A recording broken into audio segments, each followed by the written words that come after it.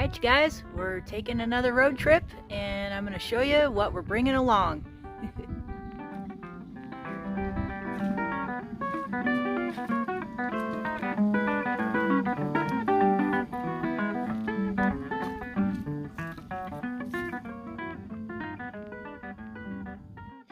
Okay, so the van was kind of clean the other day, and then Ron had to go back to work for a minute.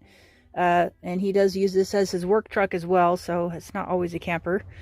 But this is kind of how it's set up all the time anyway.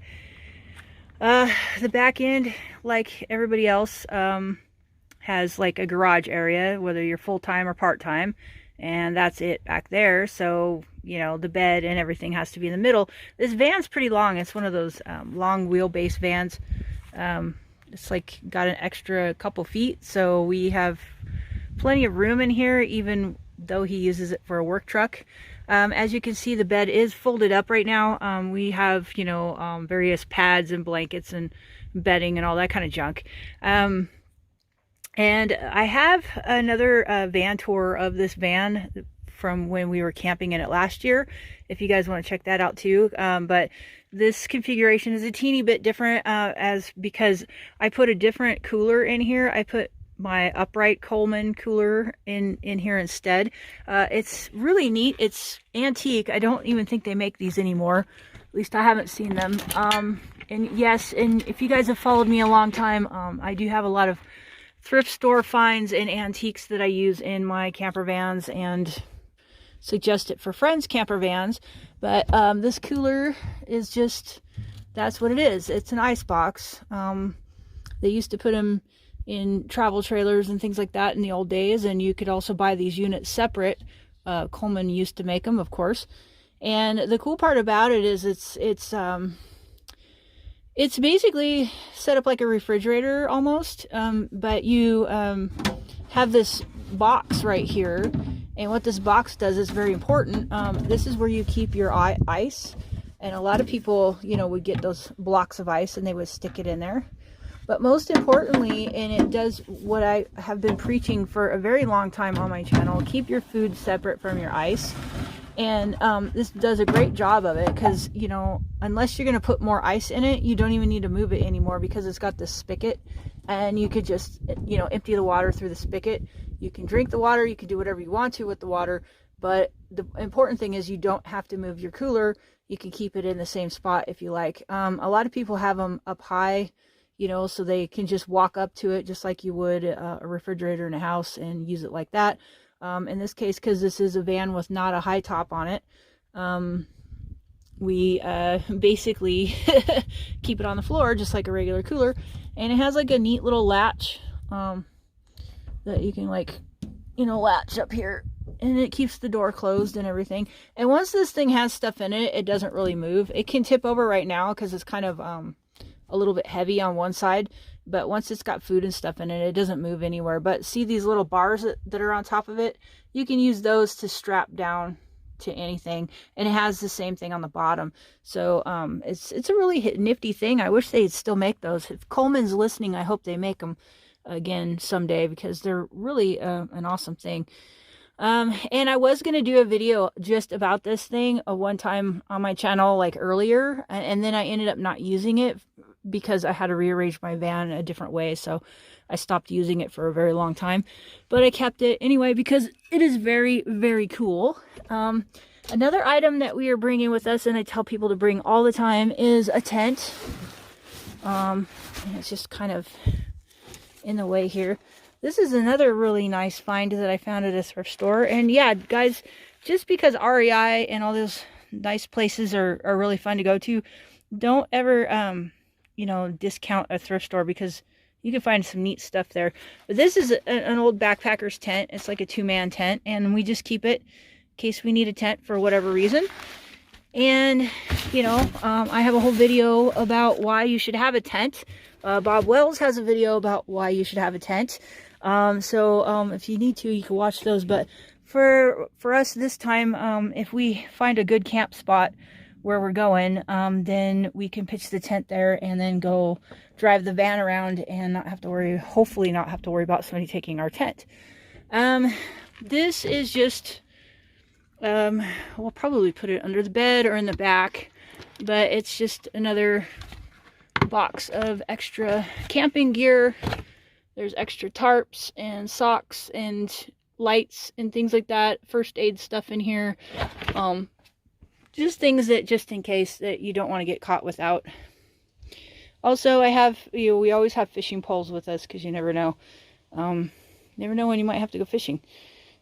Okay, so here is the back, and it's pretty messy because, like I said, this is also his work van. So it's just like a lot of van lifers, full-time or part-time, have, your garage is back here. But we also cook back here. We use this space for all types of things. The reason why we cook back here is because we don't have the front set up for cooking, and there's a reason.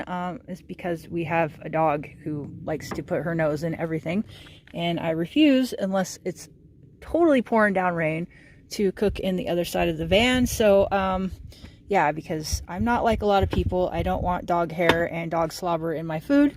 So I would rather cook back here where the tools are, even though it is kind of, oily and dirty. So I'd rather have dirt than dog slobber. But anyway, so this is like basically your regular chuck box. You've got, your dishes and things like that. And the cool part about it is most of my kitchen fits in these two boxes here. The top one, like I say, is utensils and the cutting board and that kind of stuff. And then the bottom is our little stoves, and I will let you guys see that in a second. Okay, so here's the box that's on the bottom, and it carries our stoves. And when I say stoves, I do mean we have several. We always carry 2 of these little portable butane stoves. You guys have seen them in my videos before, but now we have 2 of them, so we can have 2 burners or 1 burner, so if we choose.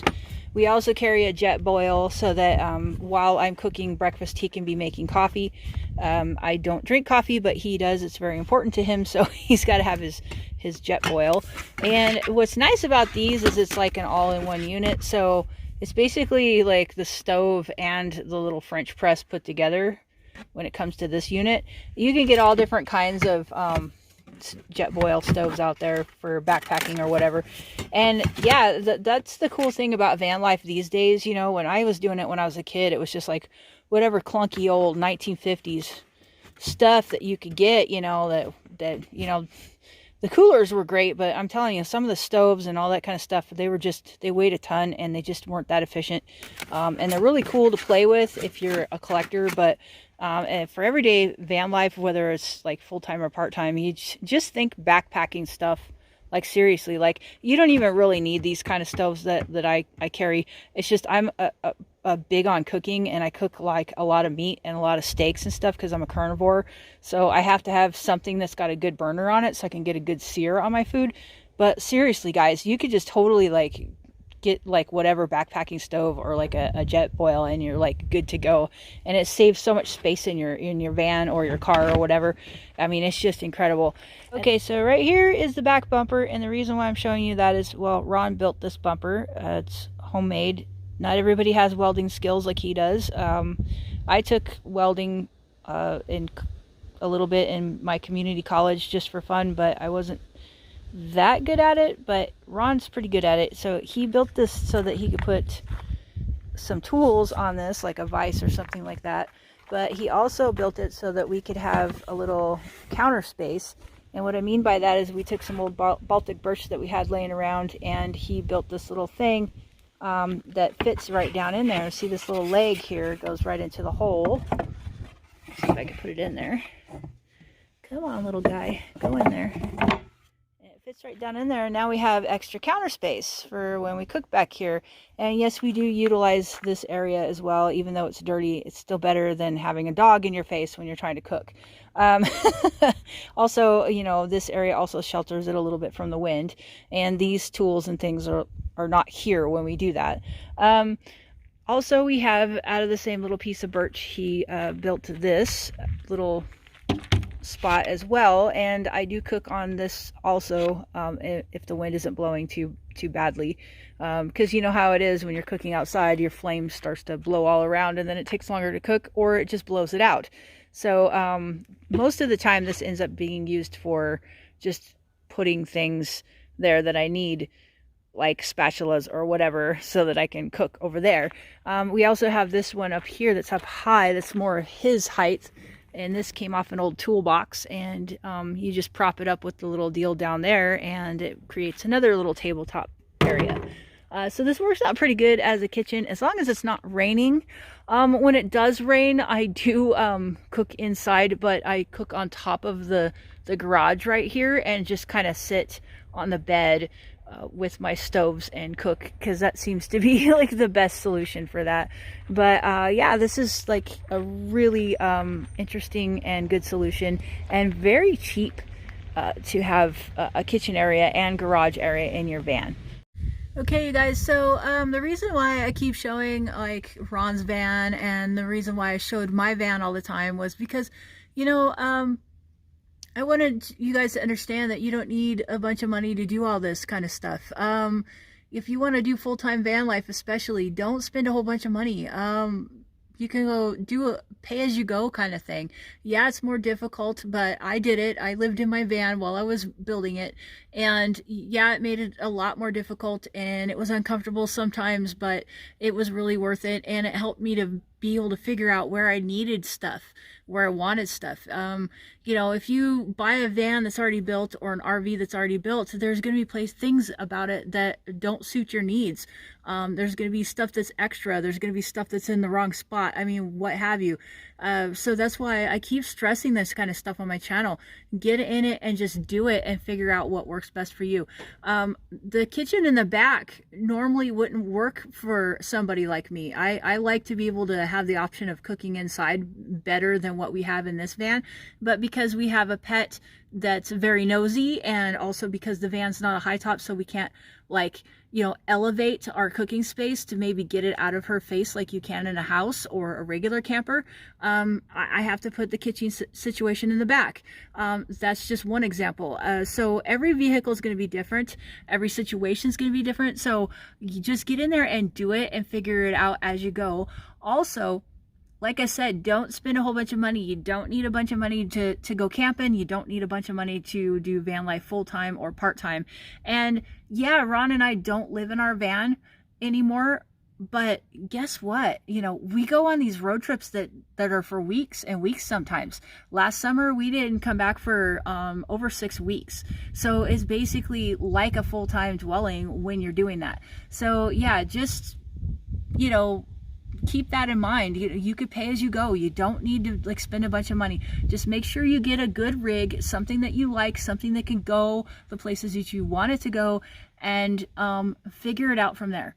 All right, guys, thank you so very much, and thanks for watching. Please do all that YouTube stuff, you know, like, subscribe, all that kind of junk, and I'll try to keep putting these out there for you, whether you watch them or not, I don't know, but yeah. All right, we'll see you on the next one. Have a good one. Bye.